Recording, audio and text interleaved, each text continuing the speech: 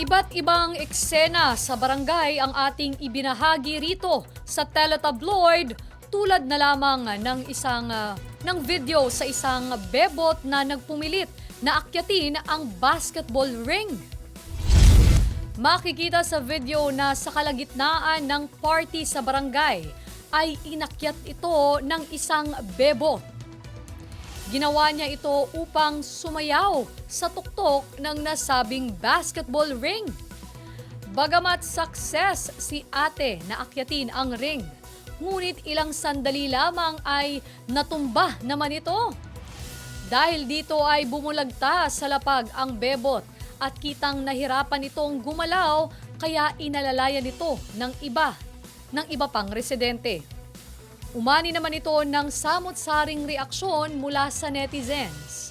Nababahalang komento ng ilan ay halata umanong substandard ang materyales na ginamit sa nasabing ring. May ilan namang sumagot sa naturang komento na anila, hindi naman ito dinisenyo upang sampahan ng tao.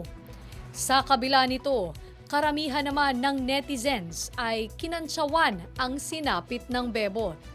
Saad nila, mukhang napuruhan si ate, kaya dapat itong dalhin sa pinakamalayong ospital bilang biro.